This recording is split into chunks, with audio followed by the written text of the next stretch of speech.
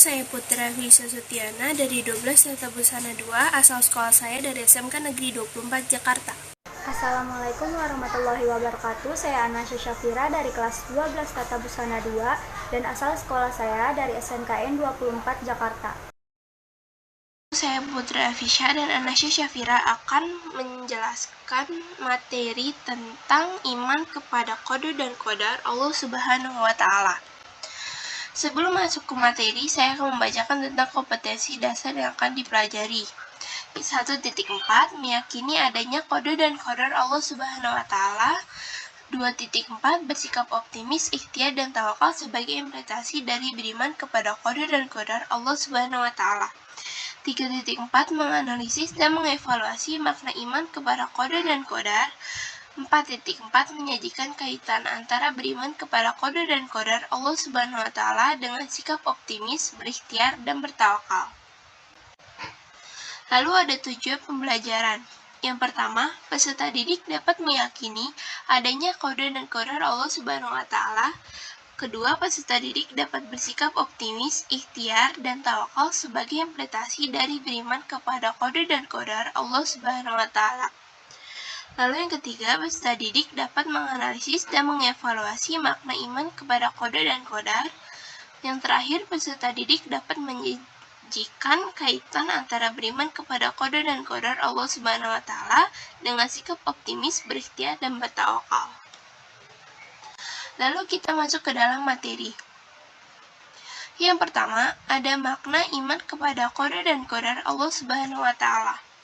Takdir Allah Subhanahu wa Ta'ala seperti yang sudah dipaparkan dalam hukum nakli maupun hukum akli yang terbentang di alam semesta, berjalan secara adil dan teratur.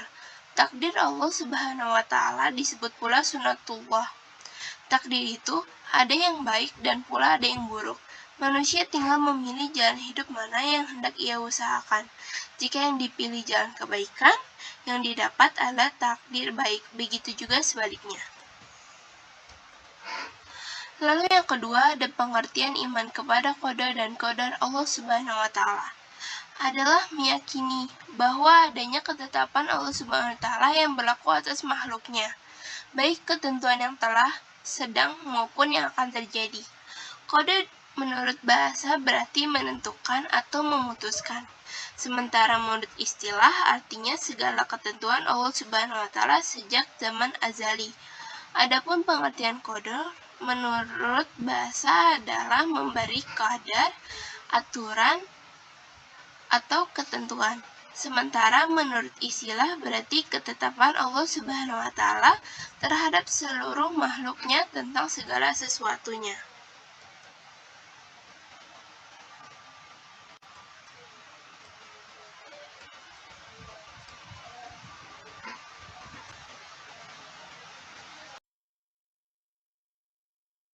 Selanjutnya hubungan antara takdir, ikhtiar, doa, dan tawakal. Yang pertama, takdir. Mengapa manusia tidak mampu terbang laksana burung, tumbuh-tumbuhan berkembang subur, lalu layu dan kering.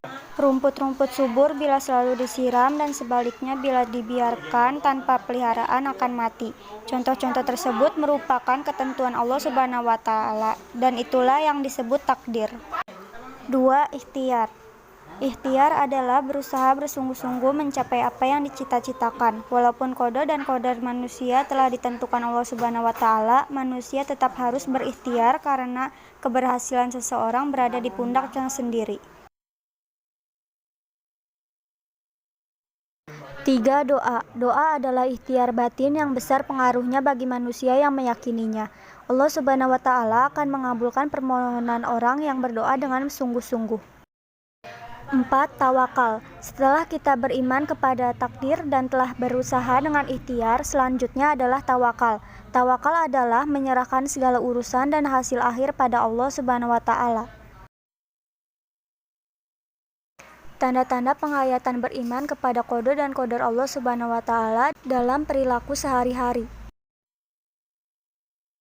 1. Memberi keyakinan kepada manusia bahwasanya segala sesuatu yang terjadi di alam ini tidak lepas dari sunatullah, baik yang tertulis dalam ayat-ayat Al-Quran maupun yang terhampar di alam semesta yang disebut dengan ayat-ayat kauniyah.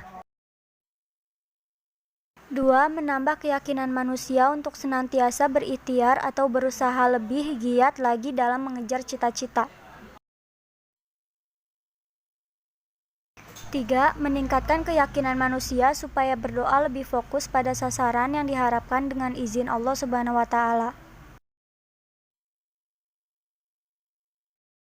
4. Memberi keyakinan pada manusia untuk senantiasa bertawakal kepada Allah Subhanahu wa Ta'ala atas segala ikhtiarnya, sehingga apabila gagal tidak mudah putus asa.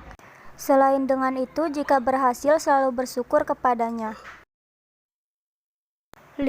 Menyadarkan manusia bahwa dalam kehidupannya dibatasi oleh aturan-aturan Allah Subhanahu wa Ta'ala yang tujuannya adalah untuk kebaikan manusia itu sendiri.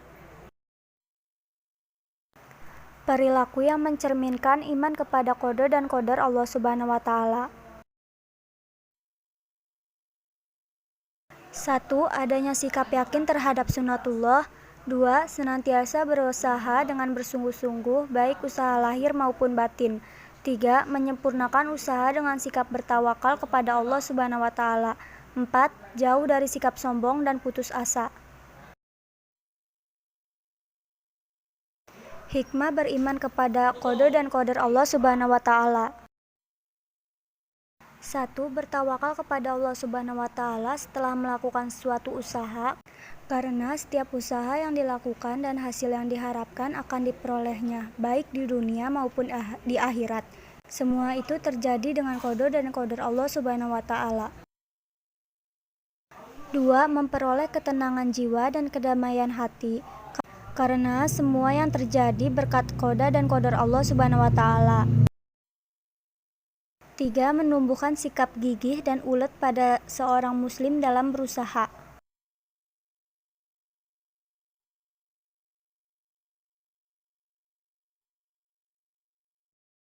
4. Tertanamnya sikap husnuzon kepada Allah Subhanahu wa Ta'ala. 5. Tidak sombong dan membanggakan diri ketika memperoleh apa yang diinginkan. 6. Tidak merasa sedih atau kesal hati di saat apa yang diinginkan tidak tercapai.